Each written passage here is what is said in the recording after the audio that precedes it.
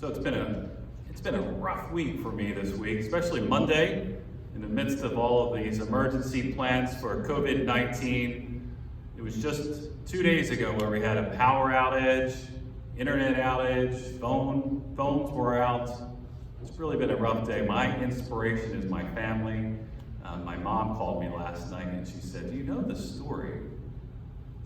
And so we had a little conversation about that story last night, sang a song, and so hopefully many of you out there resonate with that song, and we're singing along with it. Give you a little bit of inspiration here in the last 5 minutes.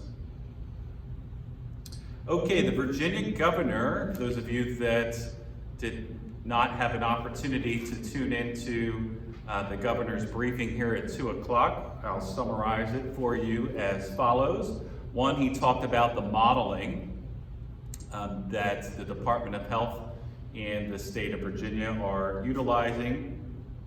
He has full confidence and expects that our healthcare delivery system can handle any surge at this point around the Commonwealth.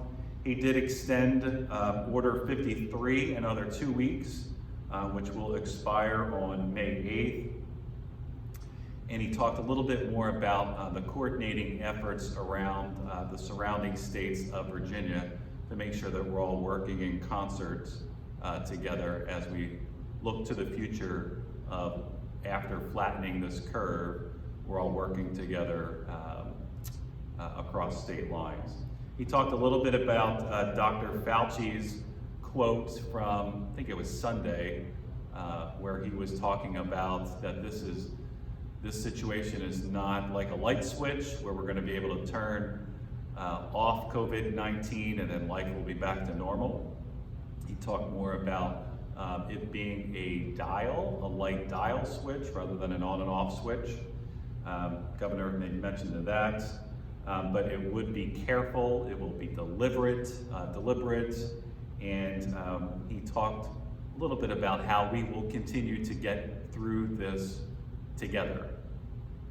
He talked a little bit about, on the business front, coordinating efforts that he's leaning on businesses around the Commonwealth, and as a task force, he convened a task force to look at, from their perspective, how to roll back in business life throughout the Commonwealth. And then he talked a lot about healthcare workers, essential staff, which includes team members that work at Cedarfield. He talked a lot about child care. The fact that they're under the CARES Act, there is $70 million available for direct, flexible payments to care providers. He talked a little bit about public schools. There will be some public schools that are popping up that will be able to serve emergent child care situations. And he talked about no copays. So we will make available this specific segment on our team member announcement icon within the website www.mycedarfield.com. And I'm also going to call the team members tonight to give them this information. He talked about tomorrow as one of the anniversaries for Virginia Tech shooting, and that all flags need to be raised at half-mast.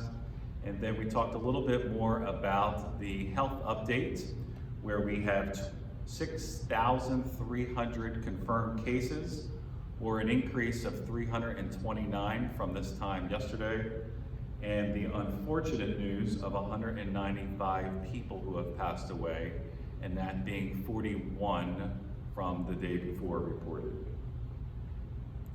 And then there was one of the news reporters in the room were asking about lessons learned from Canterbury, which actually is a segment here in a little bit. I've worked in 5 different states in this capacity, and I have never been more proud to work in this particular state because of one of the reasons is the coordination that happens across organizational lines. So in our case here, Westminster Canterbury, Lakewood, Beth Shalom, Canterbury Nursing Home, there isn't this territorial line in our industry. The collegiality of the senior managements of these organizations is alive and well.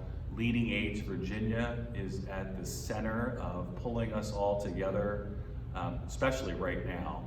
And we are all learning from each other. And so there was a best practices paper that came out 2 weeks ago about the Canterbury Nursing Home, which our organization in Cedarfield has been employing those practices here for quite some time. So I'm going to share a little bit more about that. But before we go into lessons learned with Canterbury, I thought it might be helpful to talk a little bit more. We have a lot of residents that are inquiring about our preparedness plans here at Cedarfield. One of the things that we learned from the situations that were happening in New York and Washington as the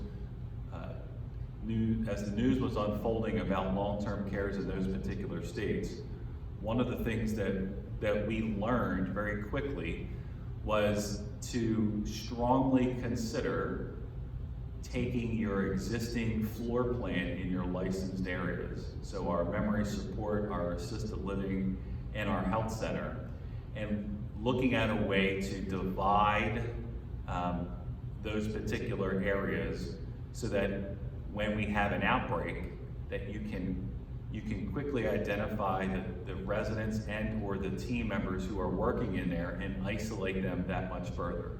So I have a couple of slides here. Eddie's going to zoom in on the TV. I have a couple of slides. I think I have about 14 slides here. I just want to show you, for those of you that live in the apartments, those of you that are living in the cottages, or even maybe in assisted living, since we're all confined to our own areas, wanted to give you a little bit of a pictorial view of these 3 different levels of care. This is a new sign that we have posted on all the doors to our 5 neighborhoods. In fact, one of the restrictions we started was to make main entrances specific to folks that live in certain areas rather than all team members traveling to one specific main entrance. And so we now have 7 entrances for team members and agency folks if they're working in one of these 7 neighborhoods. There's a very specific entry point that they have to go through. And this sign is posted on all of those entry points. This is the health center, and this is actually one of those entry points. This emergency exit is on the southwest corner of the property, and it's now a main entrance for team members and agency folks coming in to come to work on the south and the central neighborhoods up in the health center. We have the health center divided into really 3 separate areas. This picture shows the fact that right outside of the North Nursing Station is one of these bifurcating we call this a zip wall. So it separates, essentially separating the health center into 2 main neighborhoods. Here's another picture of that neighborhood wall from another angle, as if you were walking towards the Cedar Grill. All the way down the end of that hallway is the Cedar Grill entrance. So when residents in health center, assisted living, or memory support, or quite frankly in independent living and or the cottages, when someone goes to the hospital, it is part of our protocol now that folks need to quarantine, mandatorily quarantine to their room for 14 days. And the staff goes through a process called isolation. This picture shows a resident who is under isolation up on the 4th floor. You can see the cart that we roll outside of the apartment. It has all the appropriate levels of personal protective equipment that we need to take care of that person inside of that room. This is irregardless of whether the person was tested for COVID-19 or even if they have a confirmed case of COVID-19. It is an extra precaution that if somebody goes to the hospital, even if they're not tested for COVID-19, that they're under isolation for 14 days. So those are a couple pictures up in the healthcare area. This is assisted living. Those of you that live in the main building, the entrances to A wing, B wing, C wing, and Parkview entrance have these portable hand washing stations that our maintenance team created. This is also the main entrance as you're coming up the ramp. We've stationed one of these up there. This is the assisted living neighborhood wall. Directly halfway down that corridor, right beyond the activity room. So we have essentially split the assisted living floor into 2 neighborhoods via this zip wall. We call this a zip wall neighborhood wall. And staff are to work on one side of the wall or the other. Again, if we have an outbreak here at Cedarfield, the first question the Department of Health is going to start asking me is the traffic pattern of the residents and the traffic pattern of the staff. And to the best that we can start to restrict the flow of team members and more the residents from that entire floor, the better off we'll be at confining the cases and treating it accordingly. Down in assisted living, we also have an isolation area. So there's a short little wing off of the, if those of you that are familiar with assisted living, if you're coming out of the dining room and you were to look due west, you would look down the corridor and you'll see this additional zip wall. There are 2 apartments behind this zip wall, and we're utilizing these 2 apartments for isolation rooms. So in the event that we have a surge in COVID-19, meaning more than 2, we're able to take care of folks in a confined area. It's one of the recommendations from the Department of Health and the CDC that we bring together those folks that have COVID-19 into an area so that the staff can take care of a multitude of folks in one specific area rather than having to travel all around a specific floor. So we have this isolation floor on assisted living. We also have an isolation area up in healthcare. I just didn't have time to take the picture today. And then lastly, in the memory support area, this is the neighborhood wall in assisted living. Those of you, again, that are familiar with this neighborhood, if you were to come off of the elevator and enter the memory care neighborhood, when you look straight down that hallway, this specific zip wall or neighborhood wall is right there by the nurses station. And so additionally, in memory support, we also have another isolation area. And there happens to be 1 resident living in this isolation area. This person went to the hospital a couple days ago, and that person lives in this isolation area for the next 14 days. So this area, those again are familiar with the memory support area or neighborhood, this isolation area is that activity room and the porch right off of the nurses station.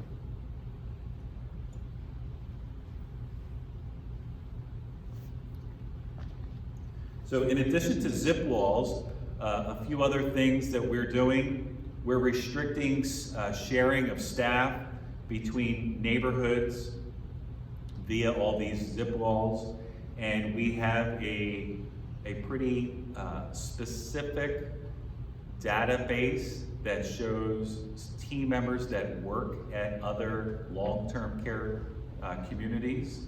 And so we're able to track if those team members work at other sites that have COVID-19, we're asking them to make a decision that do they want to work at that specific site or do they want to work at Cedarfield.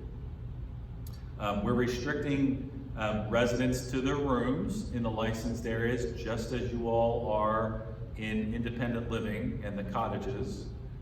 Residents are even taking their meals, for the most part, in their rooms. There are occasions where folks that need help with assistance with the dining experience, they are being brought into the hallways so that the CNAs can manage multiple people. But at the same token, we're practicing social distancing so those residents are at least 6 feet apart. We're restricting points of access for Cedarfield. I showed you a picture at the beginning where there was once upon a time an emergency exit. That exit is now a main entrance for very specific team members. And so we have 7 of those entrances. We're screening residents daily for temperature, a fever, respiratory symptoms, altered mental status, dizziness, diarrhea. We're checking on every resident every day with a very specific protocol at the same time every day. Last week we implemented the universal face masks for everyone that works in the licensed area. And in fact, we took the extra step. I asked the Department of Health, would it be their recommendation that we all wear face masks? And they said yes. So we started that last week. So every team member, every agency person, and every private duty is wearing a mask at Cedarfield. And then one new thing, as we were looking at the Canterbury nursing home lessons learned, and this one stems also from the swine flu from many, many years ago. We've ordered doormats so that when you enter specific entrances, that you can step on these doormats for the soles of your feet to be sanitized, because we know that when people sneeze, those droplets, they eventually have to fall somewhere. They fall to the ground. And so we've ordered those door pads that have that sanitizing agent so you can step on your shoes onto that pad, and they'll be here on Monday. So those are some of our preparedness plans with Cedarfield. Just wanted to talk a little bit about what the team has learned about Canterbury's nursing home situation. Again, there is a very healthy relationship with providers in the Commonwealth of Virginia, very specifically here in Richmond. And we all, even before pre-COVID-19, we're all learning lessons from each other about our business and the marketplace. And so we've been learning lessons from Canterbury. Here's a couple of them. One has to do with supplies. And this actually happens to be true at the hospitals. So there still is a shortage of N95 masks around the world. As the White House briefing has described that there are certain companies that are in mass production of those N95 masks. Still at the local level, there is a shortage. Here at Cedarfield, we have enough N95 masks for every team member. And as an organization, we have a very healthy number of N95 masks. So as there's an outbreak within the 5 communities, we're able to shift that inventory appropriately. However, one of the things that we learned is that when we start to give out N95 masks, what we're going to do is we're going to assign team members those masks. And in each of these 5 neighborhoods, there's going to be a very specific area where once the team member's shift is complete, they put that N95 mask in a brown bag, and then they put it on a shelf for it to breathe. Unless that mask is compromised while they're delivering care, and the staff know what the definition of being compromised is, then we can reuse that mask. We're also ordering UV lights. It's one of the lessons learned over at HCA hospitals, that they're using UVA light to kill any potential germs that are on that mask as well. So we have on order those specific lights, and we will have a UV light room to disinfect our N95 masks. Secondly, what they learned was that testing for every resident on a more frequent basis. So as an organization, we've been doing this for about a week now, where the team in all 3 levels of care have been providing temperature checks on every resident and oxygen levels. So that was one other lesson learned, that they wish they would have started that a little earlier, so we're reaping the benefit of that. We are monitoring some vital signs every day on every resident in the licensed areas. They talked a little bit about cohorting patients, their term patients, residents, based on status and having isolation rooms. So we just talked a little bit about our approach to isolation rooms and cohorting patients. So when someone does come down with a diagnosis of COVID-19, they have a very specific floor and a unit within that floor to be able to group those folks with that diagnosis all together, and then draw on the economies of scale with staffing to take care of those folks. So Cedarfield's prepared to do the same. We talked a little bit about lessons learned with a spreadsheet to track all the patients under suspicion for COVID-19, and we have that spreadsheet employed here. They talk a lot about stat boxes. So the medications that we have via our pharmacy on hand, the medical team here, led by Melissa, our DON, they are constantly monitoring that stat box to make sure that we have appropriate medications in that box, so in the event the nurses need it immediately, that it's there, so we don't have to call the pharmacy and deliver anything.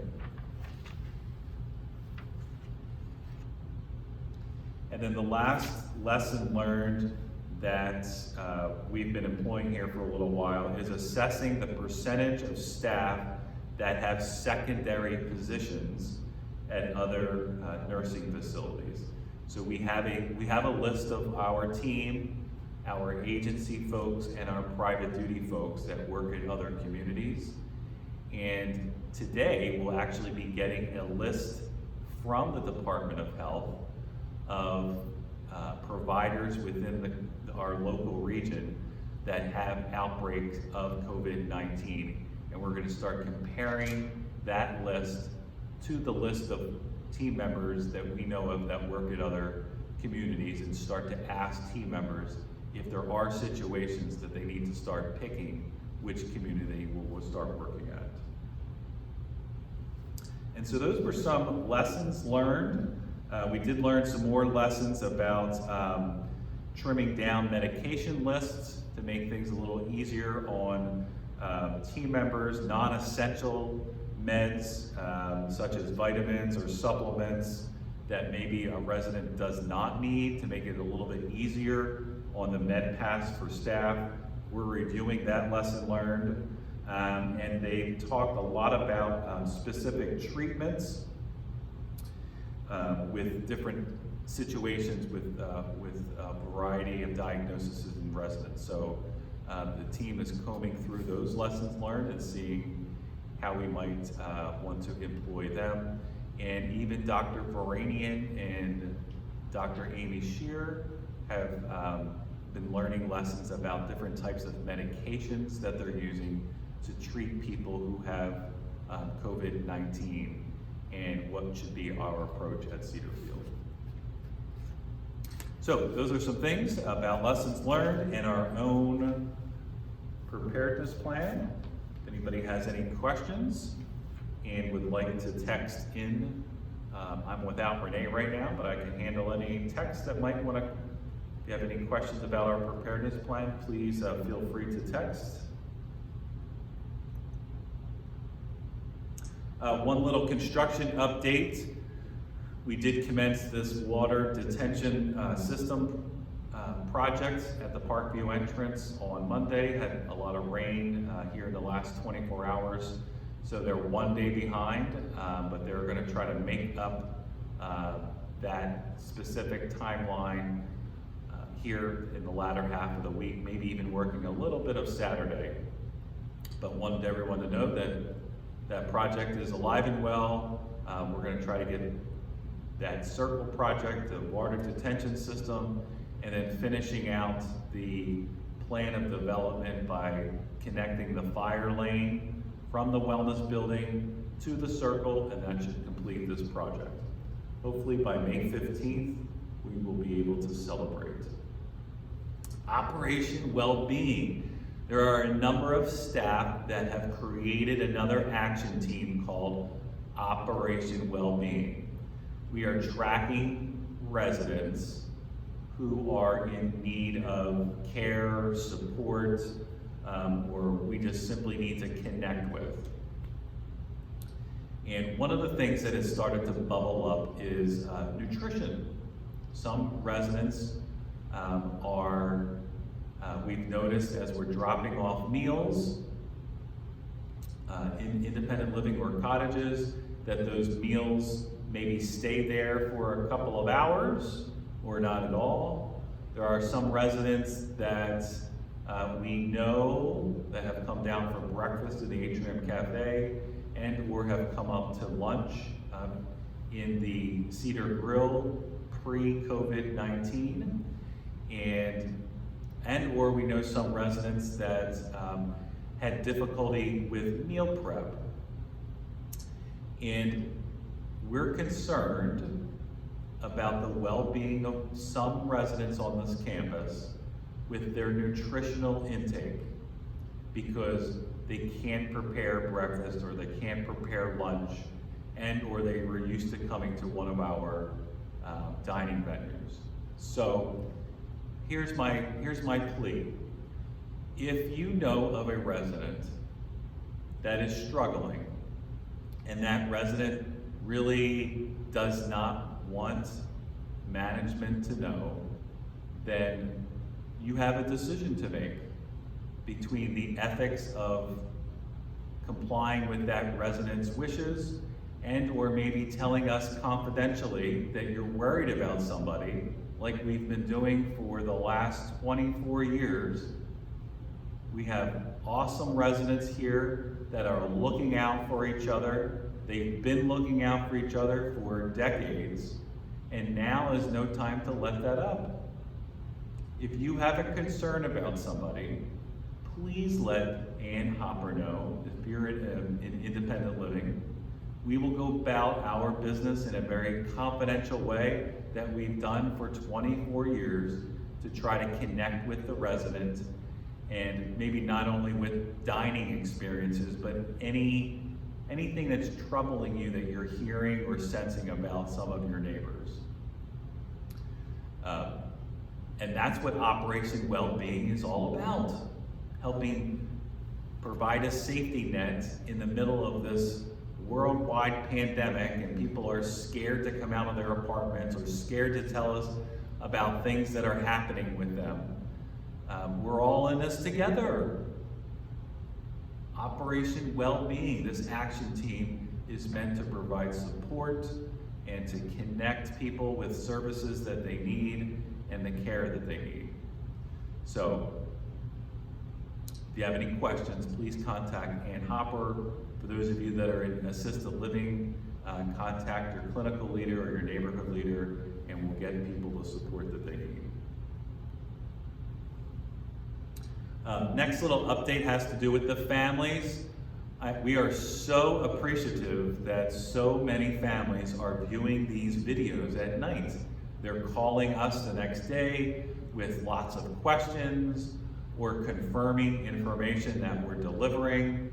And so we're continuing to put a little segment into these live streams about, for the families specifically. So if any family is watching this video tonight, if you have any segments that you would like for us to put on this little 5 to 10 minute area section of our live stream, please call 804-474-8850. That will go directly to me, and we'll try to make available information and publish it during these live streams. But for now, we've been talking about families being able to access mycedarfield.com. Once we get to that page, at the very bottom, there's a guest access. If you click on that, you'll be prompted to this page, and the 3 icons that you see on the left-hand side are those main icons you want to use to get information about Cedarfield. The supply shuttling program went great today. For those of you that live in the cottages, the program went great. Families that are listening, if you have a loved one that lives in Sunshine Plaza, our memory support area, assisted living, and the health center or the health center, Friday afternoon from 1 to 3, you can drop off your supplies. We have a policy where 1 bag per family would be very preferable, 1 brown bag, and we'll get those supplies to your loved one on Friday afternoon.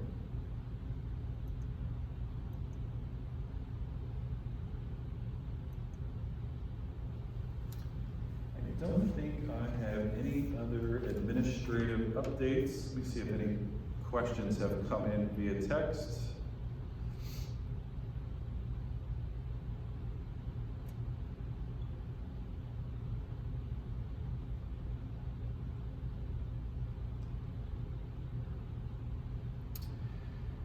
So one question that came in, housekeeping is becoming very difficult, or keeping your place clean is becoming very difficult. What can be arranged? So we have been talking about this one for the last several days. We know that housekeeping services is a vital amenity for you, the resident, whether you're in a cottage, independent living apartment, assisted living. Housekeeping is just critical. They do a great job, and missing them for 5 weeks is a big deal. And so we, as an organization, we were talking this over, the executive directors of our other 4 communities in our corporate office. We were talking with some Department of Health officials, and over the next day or so, I'm going to connect with Sharon Brown, our housekeeping director, and talk about what is the possibility within the restriction that the Department of Health still wants us to follow. So stay tuned for a little bit more information, maybe tomorrow, about maybe how we can help other people with some emergent situations that are coming our way surrounding housekeeping. I don't want to give anybody some false hope that we're going to open up housekeeping services entirely for the whole campus, because that's something the Department of Health definitely does not want us to do. But maybe we can do something on a short-term basis for emergent situations. So I have to connect with the staff and define what emergent is, and we'll communicate that out in the next day or so. Okay, I don't see any other texts. I don't have any other administrative updates.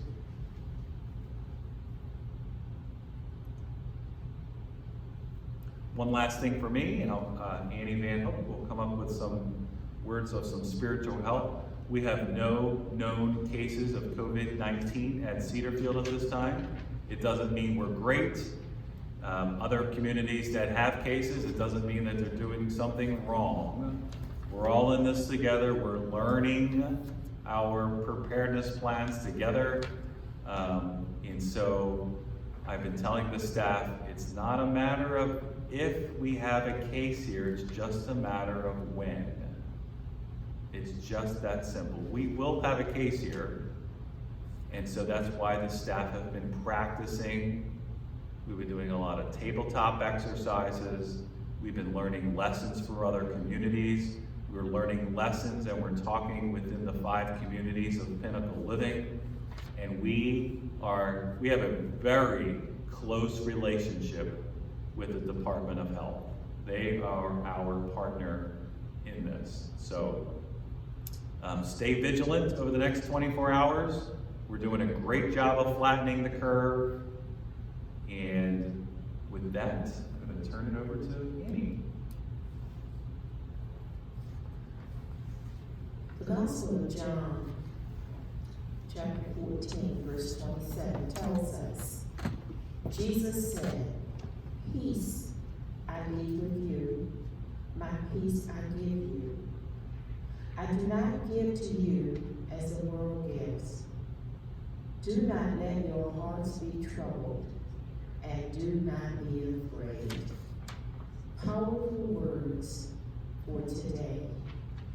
Do not let your hearts be troubled, and do not be afraid.